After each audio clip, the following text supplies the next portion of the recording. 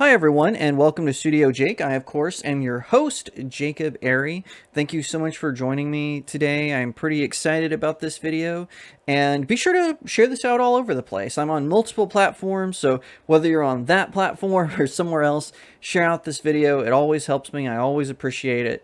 Thank you so much. So, just going out of the gate, I'm going to give some spoiler warning because I'm going to be discussing a deleted scene from The Batman starring Robert Pattinson as Bruce Wayne, which was, of course, directed by Matt Reeves and stars Jeffrey Wright as Lieutenant Gordon. So I wanted to just get a spoiler warning out of the way because I will be forced to spoil the movie. So go watch the movie and then come back and watch this and maybe do some other little chores. So I see an update on Twitter that Matt Reeves has released a deleted scene, and it's a part that was taken out of the movie when the Batman starts getting messages from the Riddler, who's played by Paul Dano brilliantly. Even though his costume, I didn't care for his costume, Paul Dano did a great job as the Riddler. So during the course of the movie, the Batman starts getting letters from Riddler, and this sort of confuses Batman, and it makes him realize that it's something personal. So in this deleted scene, which you actually had to solve riddles to get to be able to watch it, and I'm not going to ruin those riddles. I did give a spoiler warning, but I'm not going to tell you the answer to those riddles. But once you break through all of those, you get to see a deleted scene, and it's the Batman speaking with the Joker, who of course is played by Barry Keoghan, who is from the Eternals, and I believe he was also in another movie with with Nicole Kidman called The Killing of a Sacred Deer, I think.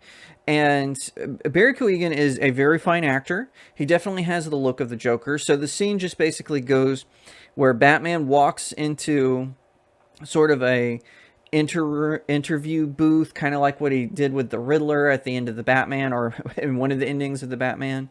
And he has the Riddler's file, and he slides it in, and he brought it to him, and he said, "I thought you'd be curious." And so the Joker kind of flips through the documents that are in front of him, and it's got like some of the photos, some of the puzzles that the Riddler did, and he says, "Oh, he likes to play games. He's making it personal and all this." And so the Batman kind of asks Joker some questions, and the Joker at first is answering them, but then he does the Joker thing where he wants to manipulate the Batman, and so he starts trying to make it about the Joker and Batman's relationship. And so he actually gives Batman some insight. And then he basically kind of mocks Batman and says the reason, one of the things that scares you is that you think this guy could be right. And then that's kind of how the scene ends. And in case you want to watch it. Now, when I first watched this, I was impressed with the acting. I didn't really now you couldn't really see the Joker totally. They just kind of gave you hints, and it looks like they're making him kind of diseased. So like instead of him falling into acid or him wearing kind of creepy makeup with scars, they make it where his skin looks like it has some sort of condition. He's got boils on his hands and boils on his face, and it's kind of forcing his face into a smile as opposed to like a gimmick or a scar. It's instead of an outside influence, it's an internal one. And this was confirmed. Matt Reeves, again, the director of the Batman, he did an interview with IGN, I believe. And he basically said this. He said, the idea for this Joker is I'm going to take him back to his root, which is, of course, the idea for the Joker came from two places. Bob Kane went and saw The Man Who Laughs, which is a silent film about this guy from a circus freak show, and he's got an eternal grin, and he's got really wide teeth, and he can't stop smiling. And he kind of he gets into a relationship with this high society girl, and she kind of strings him along because he can be mocked by her high society friends, and so she's just using him to grift onto her other friends and whatnot. So Bob Kane walks away from this and thinks this is a great idea. And so he goes and he talks to Bill Finger, and Bill Finger, of course, is the co-creator of Batman, and he even designed Batman's costume. Sorry, my big head was blocking, but that's the first appearance of Batman, forever immortalized on my hang up there.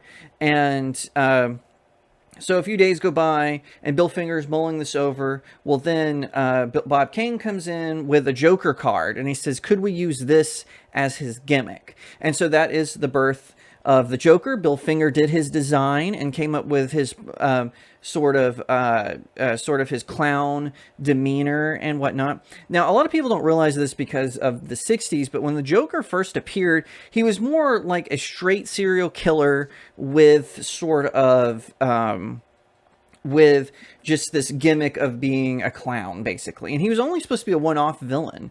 He was supposed to be killed off, but again, Bill Finger, the genius that he was, he decided to spare the Joker. And you didn't really learn the origin of the Joker till a few years later when they did the original Red Hood, which of course Alan Moore ruined that origin with the Killing Joke. I said what I said, and it just goes from there. Now, what are my reactions to the deleted scene? I think it's great. Barry is a fantastic actor. He is a good actor, and he's really good at playing those sort of creepy villains. That's one thing I like about him, is he is very versatile as an actor.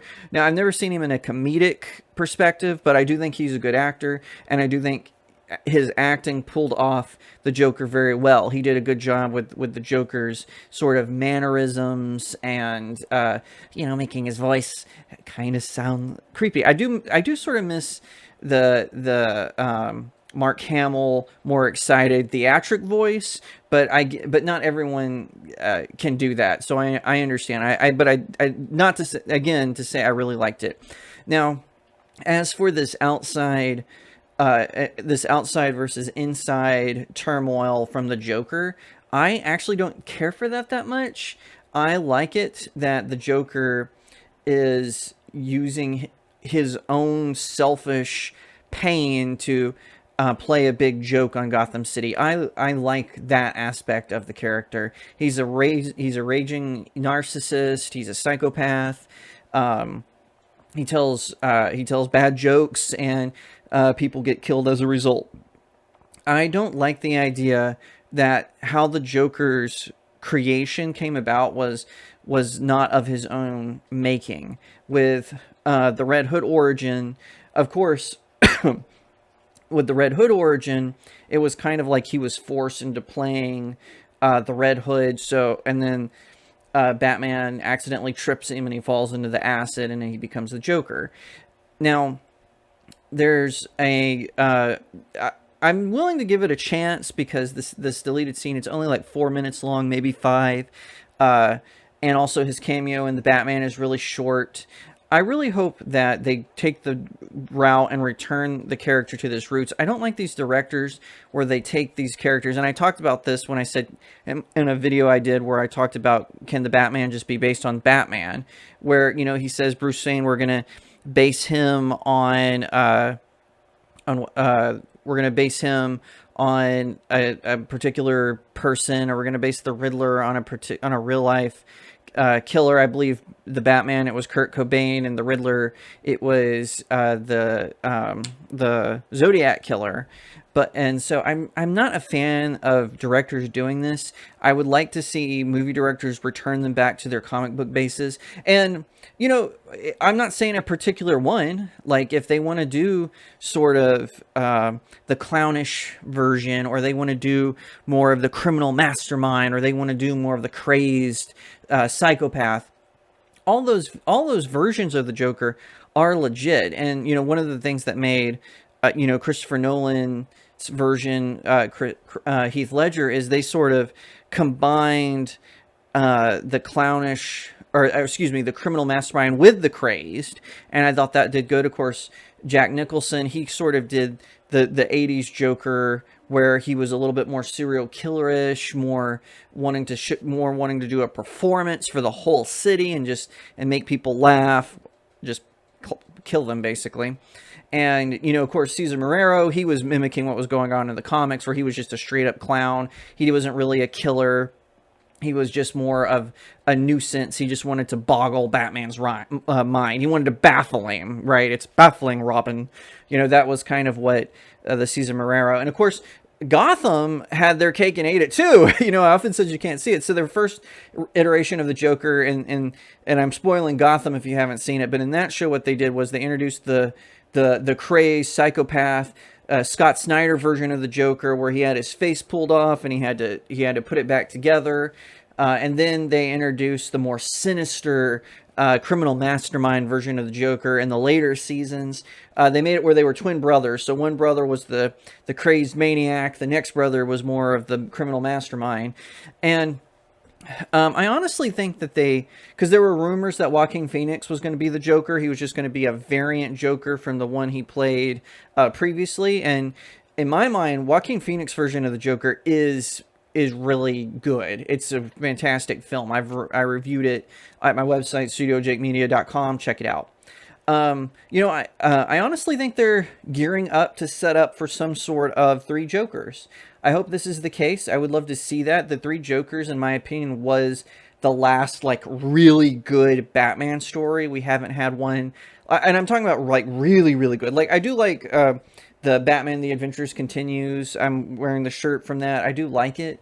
But as far as just, great story arcs or great stuff, we've been getting nothing. I mean, everything has been mediocre at best and garbage, at the worst. And so but the Three Jokers by Jeff Johns was just brilliant. And I would love to see a situation where we had Barry Keoghan and Joaquin Phoenix, and the actor from Gotham is escaping me at the moment, but I would love to see that. And I said what I said, and yes, I left him off. I left Jared Leto off because he's a bad actor, and he portrayed the Joker terribly and traumatized his cast while he was doing that terrible version of the Joker. So, yeah. So anyway, I said what I said. Let me know what you think in the comments below, and that's pretty much all I have to say about it. Like I said, I'm curious to see where this film franchise is going to go. I think DC made the right decision. I hope to see DC go back to the place where their theatrical films are more standalone, and if they want to continue the DCEU, do it on HBO Max. I don't see the point of it, but keep it going. Do it, I guess. I mean, it doesn't seem to be making very much money, about as much as their comics, but we'll see. I think, like I said, if they decide to make Barry Keoghan the Joker for this franchise, I think it'll be good. Like I said, he's a brilliant actor. I look forward to seeing what he does in the future, or if they decide to go a different route. We'll just have to find out. But anyway, that's all I have to say. I hope you have a good day. If you enjoyed that video, be sure to hit the like button, leave me a comment below, share this video out, and I would really appreciate it if you chose today to become a subscriber to Studio Jake. Thank you so much for watching. You can follow me on all my socials that are in the description of this video, and I'll see you next time right here on Studio Jake.